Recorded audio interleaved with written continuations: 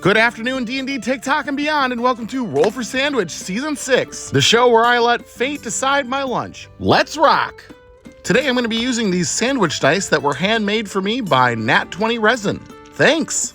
For Season 6, I'm introducing a new mechanic to the show, spells. These spells will give me a limited amount of agency against the chaos that is the dice rolls. Check my pinned video for more information on how this mechanic works. Alright, without any further ado, let's get started with our roll for bread. 1. Danish Cringle. Starting Season 6 with a doozy of a roll. The Danish Cringle is basically a giant pastry. This one is pecan flavored or pecan flavored, depending on where you live. Though traditionally from Scandinavia, these pastries can also be found in Wisconsin, which is where I got this one. Next up, let's roll for Maine. 6. Tuna.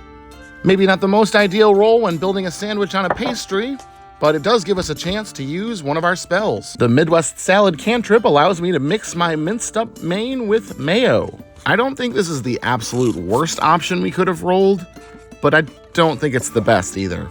Though texturally this may benefit us, as the Cringle is a pastry and kind of softer, tuna salad will match that a little bit better than like a sausage or something. The Cringle is definitely sweet, but the pecan Cringle might work in our favor a little bit, giving us that little bit of nuttiness to go with the savory mayo. Still, I'm struggling a little bit mentally with the thought of tuna on a Cringle. Next up, let's roll for cheese. 4. White cheddar. Well, considering what we've already got on this sandwich, I'm glad we didn't hit a fancier cheese option. And we also didn't get something funky, so that's good. Next up, let's roll for some roughage. 3 plums and 11 none. I can see the tangy plum tasting pretty good on top of the Cringle, and honestly, I can even imagine it pairing pretty good with cheese. Not quite sure about the tuna though. Interestingly enough, we do have kind of a color theme going on here with tans, whites, and yellows. It's giving sad beige. Next up, let's get a little wild with our wild magic. 7. Popcorn salt. Honestly, at this point, anything to balance out the sweetness of that Cringle is appreciated. And if that means a little bit of this violently yellow butter-flavored salt, I'll take it. Finally, last but not least, is the D20 Sauce roll. Here we go.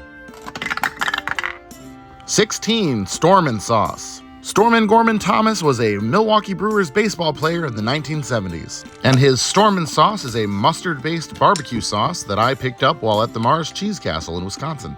It's tangy and pretty tasty and falls into our current color scheme pretty well, but it's going to take more than this baseball sauce to make this sandwich a home run. Let's go ahead and get our sandwich closed up here. Oop. Get our toothpicks in to hold it together. And let's go ahead and get it cut in half. And let's take a look at that cross section. All right.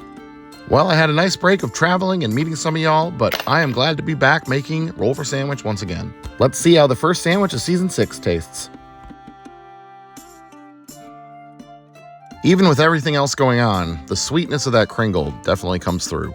I've gotten tuna with sweet ingredients quite a few times, and this is probably the best it's been combined with a sweet ingredient. Chocolate, marshmallow fluff, those were both worse. The tanginess of the plum and the mustard sauce are doing a lot of heavy lifting, and the savoriness of the cheese and mayo help. I'm not getting a whole lot of fishiness, which is a plus. Though I can't exactly recommend this one, it's not the worst sandwich I've ever had. I think I'm going to go ahead and give this one a 4.2, and I'm going to call it Storm King's Blunder. Thanks for hanging out, everybody. Catch me in Kalamazoo, Michigan this weekend for Grand Rapids Comic Con, and I hope you have a great day. See you Monday.